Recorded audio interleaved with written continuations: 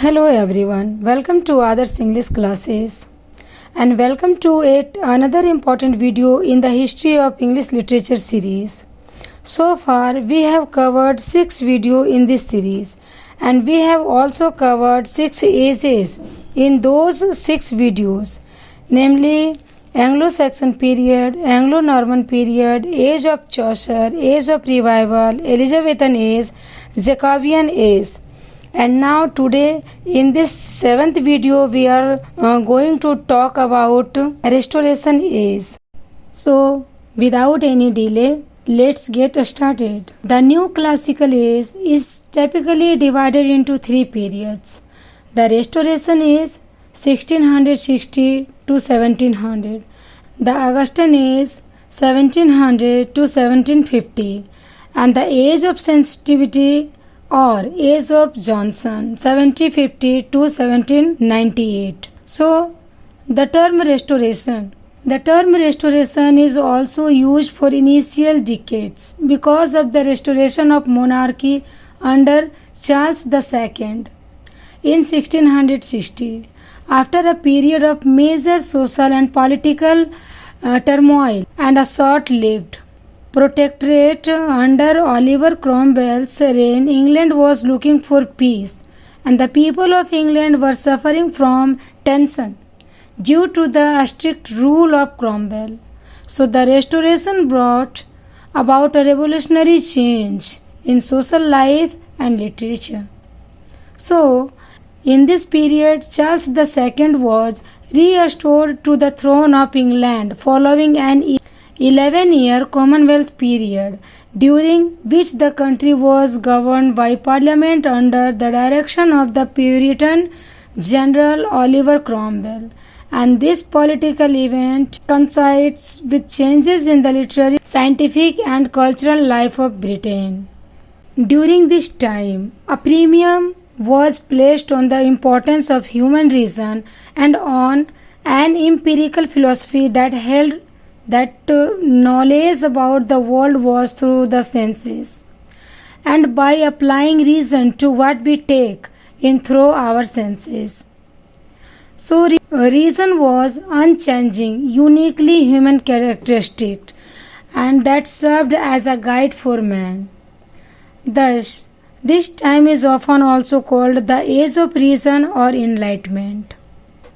And characteristics of this period included observing human nature and nature itself, which were considered unchanging and constant. Even after the restoring the monarchy in 1660 with Charles II, the country soon sailed into chaos. The Holland War 1635 to 1667 was the economic situation.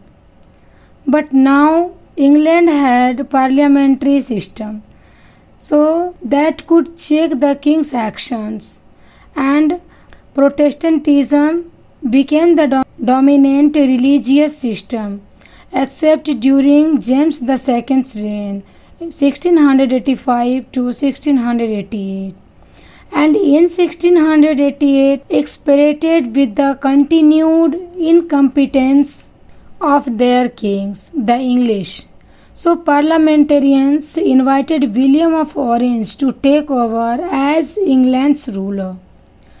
William and his wife Mary came to occupy the throne of England without even a minor battle, an event celebrated as the Glorious Revolution or the Bloodless Revolution. It marked the domination of Hanoverian dynasty over England and the end of the Stuarts' line of rules.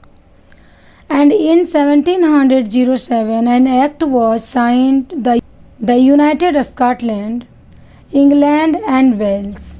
Even though Scotland remained rebellion and unhappy with its union with England throughout this period. Guys, ऐसे तो history of English literature vast है, लेकिन इस video में मैं importance topic को summary wise आपके सामने रख रही हूँ। और आज इस वीडियो में हम लोग रेस्टोरेशन एज के हिस्टोरिकल और पॉलिटिकल लिटरेचर बैकग्राउंड को देखेंगे, जिससे आप लोगों को ये पता चल सके कि फाइनली रेस्टोरेशन एज में क्या क्या चल रहा था। रेस्टोरेशन एज में इंग्लिश मोनार्की रीस्टोर हुई थी, इसी से इसका नाम रेस्टोरेशन एज पड़ा था। जब चार्ल्स द फर्स्ट को एग्जीक्यूट किया गया था और चार्ल्स द सेकंड ने वापस आकर के गद्दी संभाली थी, इसी से इसका नाम रेस्टोरेशन पीरियड कंसीडर किया गया है। अगर हम बात रेस्टोरेशन एज की करेंगे तो हमें थोड़ा सा एलिजाबेथन एज को देखना होगा। जैसा कि हमने हमारे पिछले वीडियो में एलिजाबेथन एज में हमने आपको बताया है कि 1603 में क्वीन एलिजाबेथ की डेथ हो जाती है। The death of Elizabeth it means 1603 to 1625। इस पीरियड में जैकबियन एज का पीरियड रहा था। एलिजाबेथन एज के बाद हमने जैकबियन एज को भी कवर किया है। जैकबियन एज का पीरियड 1603 से 1625 तक का पीरियड को जैकबियन एज कंसीडर किया जाता है। जैकबियन एज में जेम्स द फर्स्ट किंग थे और जैकबियन एज में ही शेक्सपियर ने बहुत सारे अच्छे अच्छे ड्रामास भी लिखे थे। और इसी एज में जैकबियन एज में ही 1616 में शेक्सपियर की डेथ हो जाती है। और शेक्सपियर के डेथ के बाद हिस्ट्री ऑफ इंग्लिश लिटरेचर में ड्रामा में जो नाम रह गया था, सबसे बड़ा नाम बेन जॉनसन का रह गया था। बेन जॉनसन के कॉमेडी को, उनकी राइटिंग्स को बहुत सारे राइटर्स ने कॉपी किया, उनसे उन्होंने सीखा। जैकबियन एज के बाद चार्ल्स द फर्स्ट इंग्लैंड के किंग बनते हैं, जो कि काफी क्रूएल थे। यहाँ आगे बढ़ने से पहले मैं आपको ये बता दूं कि जैकबियन एज में हमने डिस्कस किया है ऑलरेडी कि उस समय लिटरेचर में मेटाफिजिकल पोएट्री काफी अच्छे लेवल पर थी और उस समय जॉन डन, जॉर्ज हर्बर्ट, ये दो नाम काफी फेमस थे। इसी की next generation Charles the first के एज में आगे बढ़ रही थी। कुछ फेमस राइटर्स थे जैसे Crashaw, Andrew Marvell and Henry Vaughan, ये सारे इनके नेक्स्ट जनरेशन के राइटर्स थे। अब चार्ल्स द फर्स्ट जब किंग बनते हैं तो इंग्लैंड में एक सिविल वॉर स्टार्ट होती है, क्योंकि इनका बिहेवियर किसी के लिए भी अच्छा नहीं था। और ये सिविल वॉर 1642 टू 1651 तक चला था। और इसी बीच 1649 में चार्ल्स द फर्स्ट को मार दिया जाता है। लेकिन यहाँ एक बात याद रखने वाली है कि चार्ल्स द फर्स्ट को कैवेलियर पोइट्स बहुत पसंद करते थे। चार्ल्स द फर्स्ट के साथ ही लेट रेनेसा खत्म हो रही थी, मगर लेट रेनेसा के सबसे बड़े पोइट्स में अगर किसी का नाम आता है तो वो जॉन मिल्टन साहब का नाम आता है। और गाइस 1649 टू 1660 इस पीरियड में, इस दौरान में चार्ल्स द फर्स्ट को एग्जीक्यूट करने के बाद वहाँ पर अभी कोई भी किंग नहीं था, अराजकता का काल चल रहा था वहाँ पर। अब आपके मन में ये सवाल आ रहा होगा कि अगर कोई भी किंग नहीं था तो वो राज्य चल कैसे रहा था। तो आपको बता दूं कि उस समय वहाँ पार्लियामेंट एंड रिलीजियन, ये दोनों उस वक्त वहाँ पे राज कर रहे थे और सारा पावर प्यूरिटन्स के हाथ में चली जाती है।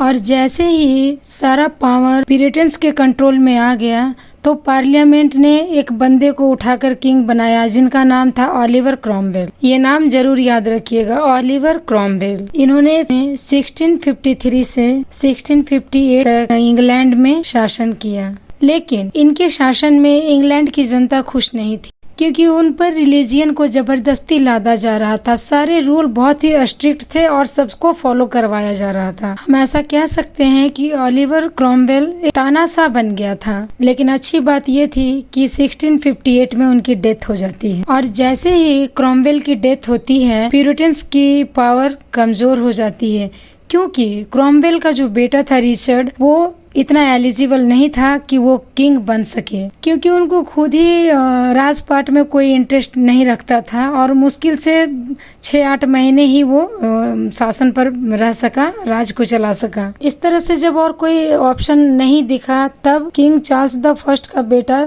चार्ल्स द सेकंड को ही वापस आना पड़ा। चार्ल्स द सेकंड जब 20 इयर्स के थे तभी उन्हें इंग्लैंड से भगा दिया गया था और वो फ्रांस चले गए थे। लेकिन अब जबकि इंग्लैंड में कोई भी शासन करने वाला नहीं बचा था, कोई सक्सेसर नहीं बचा था, तो चार्ल्स द सेकंड को बुलवाया गया और ये 1660 में इंग्लैंड आते हैं और मोनार्की को रिस्टोर करते हैं। इसीलिए इस पीरियड का नाम रेस्टोरेशन पीरियड पड़ा। आई होप कि यहाँ तक आप समझ गए होंगे। और ये चार्ल्स द सेकंड, ये बिल्कुल भी चार्ल्स द फर्स्ट की तरह एरोगेंट नहीं थे। ये बहुत इंटरेस्टिंग किंग थे और ये लिटरेचर पे काफ़ी इंटरेस्ट रखते थे और लिटरेचर के लिए बहुत कुछ नई चीज़ें लेकर आए थे फ्रांस से। और 18 सालों से बंद थिएटर्स को इन्होंने आते ही सबसे पहले थिएटर्स को खुलवाए। ये काफ़ी इंटरेस्टिंग, ऐसा कह सकते हैं कि अय्याश टाइप के थे Charles the second. Charles the second के बाद 1660 टू 1688 ये इसी टाइम पीरियड को रेस्टोरेशन एज कंसीडर किया जाता है। तो इसके बाद जो पार्लियामेंटेरियंस होते हैं वो विलियम ऑफ ऑरेंज को इनवाइट करते हैं इंग्लैंड के किंग बनने के लिए और William of Orange to take over as England's ruler. और विलियम अपने वाइफ मैरी के साथ आते हैं और ऐसा कहा जाता है कि जब वो इंग्लैंड में आए थे गद्दी संभालने के लिए, सत्ता संभालने के लिए, तो without even a minor battle, कोई भी छोटा सा भी कोई बैटल नहीं हुआ था और एक ग्लोरियस रिवोल्यूशन के साथ, ब्लड लेस रेवोल्यूशन के साथ वो किंग बन गए थे और उन्होंने सत्ता संभाल ली थी। Now we will talk about dramatist of the restoration age. So I would like to tell the name of dramatist of the restoration age. Main dramatists of the Restoration age were George Ethers, William Wycherley, William Congreve, Ephra Vaughan, and John Benbow and John Farquhar. The main dramatists of the Restoration age were George Ethers, William Wycherley, William Congreve, Ephra Vaughan, John Benbow, and George Farquhar. In the literature of this age, one sees a change from fancy to wit and from poetry to prose. And pamphlets literature also came into trades, and two great diarists, John Eleven and Samuel Pepys, belong to this period. One of the most popular texts of the time was Walter's Hudibras, which ridiculed the Puritans. According to J.E. Lubring, many of the literary forms and considered typical of the modern world, including the novel, biography, history, travel writings, and journalism, were either invented or reached their maturity during this period. And drama was the most popular genre of the Restoration period, and two types of plays ruled the drama of this period. First were heroic drama and the second of comedy of manner. So Dryden was the main exponent of heroic drama, and his heroic dramas are The Indian Queen, Tyrannic Love, The Conquest of Garanda, Aurangzeb, etc. Comedy of manner is a style of dramatic comedy that reflects the life, ideal and manners of upper class society. And Restoration comedy of manner was influenced by Ben Jonson. Comedy of humors, and deriving inspiration from Jonson's comedies, impact of comedies of manner.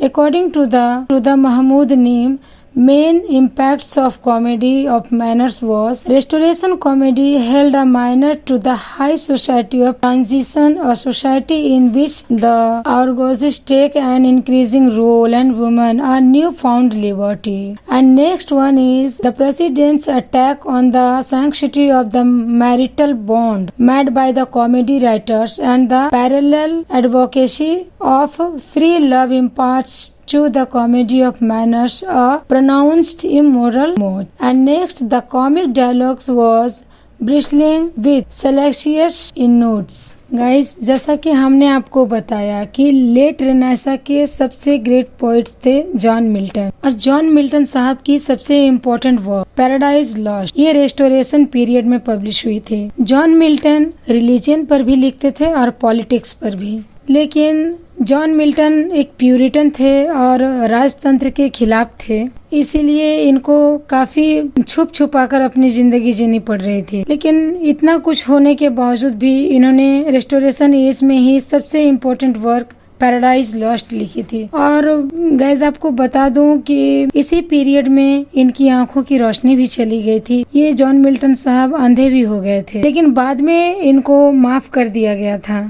इनकी एक poem थी on his blindness. इसी poem के जरिए इनको माफी भी मिली थी। एक और नाम उभर करके आता है जॉन बनियान की, और ये भी काफी फेमस राइटर रहे थे रेस्टोरेशन एज में। इनकी एक अच्छी वर्क है द पिलग्रिम्स प्रोग्रेस, ये वर्क द पिलग्रिम्स प्रोग्रेस इसी टाइम पर लिखी गई थी। अब अगर हम बात करें जॉन ड्रायडन की, तो जॉन ड्रायडन बहुत ही इम्पोर्टेंट राइटर हैं रेस्टोरेशन एज के। हम ऐसा भी कह सकते हैं कि रेस्टोरेशन एज में इंग्लैंड का किंग तो चार्ल्स सेकंड था, लेकिन लिटरेचर के फील्ड में लिटरेचर का किंग जॉन ड्रायडन को ही मानते हैं। इंग्लैंड्स फर्स्ट पोएट लॉरिएट इन 1668। इस पीरियड के सारे ऑथर्स में जॉन ड्रायडन का नाम सबसे पहला आता है। जॉन ड्रायडन एक poet, literary critic and as well as playwright भी थे वो। इन्होंने पूरे रेस्टोरेशन एज के सारे राइटर्स को इन्होंने डोमिनेट किया, उन पे ये राज किए। तो इस एज को कहीं कहीं पर एज ऑफ ड्रायडन भी कहा जाता है। और इसी पीरियड में जॉन ड्रायडन ने एक हेरोइक कपलेट भी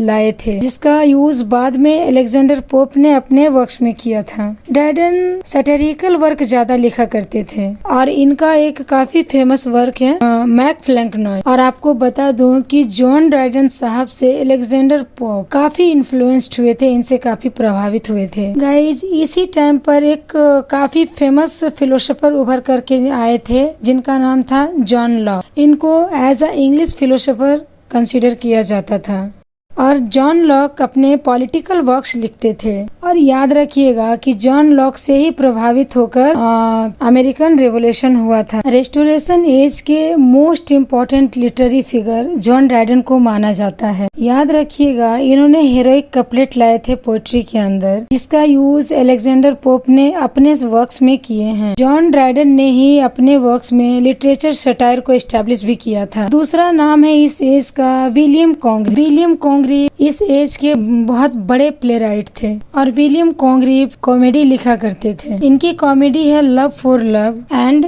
वे ऑफ द वर्ल्ड। ये दोनों विलियम कॉन्ग्रीव की कॉमेडी है। इसके बाद हम बात करते हैं जॉन मिल्टन की। अब चूंकि जॉन मिल्टन प्यूरिटन थे, तो ये रेस्टोरेशन एज में पॉपुलर नहीं थे राइटिंग के फील्ड में, लेकिन इन्होंने पैराडाइज लॉस्ट लिख करके अपना नाम बहुत ऊंचा कर लिया था। और इनकी लैंग्वेज ऐसी थी कि आने वाले पोइट्स ने इनके लैंग्वेज का इंस्पिरेशन लिया और अपने राइटिंग में वो यूज करते थे, और वो लोग जॉन मिल्टन साहब को जीनियस बोलते थे। अगर नेक्स्ट में हम बात करें, तो नेक्स्ट नाम निकल कर आता है विलियम बाइचर्ली की, जो कि फ्रांस से थे।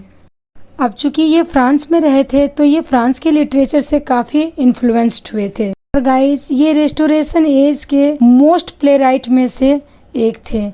ये प्ले राइट प्ले लिखने के पीछे एकदम से पागल थे, विलियम बाइचर्ली। इन्होंने भी कॉमेडी ऑफ मैनर पे बहुत ज्यादा फोकस किया था। इनके दो मोस्ट फेमस वर्क हैं द कंट्री वाइफ और द प्लेन डीलर। इसके बाद हम बात करते हैं एपरा वैन की। और guys, she is very special. ये बहुत स्पेशल हैं, और ये पहली वुमेन राइटर कंसीडर की जाती हैं रेस्टोरेशन एज की।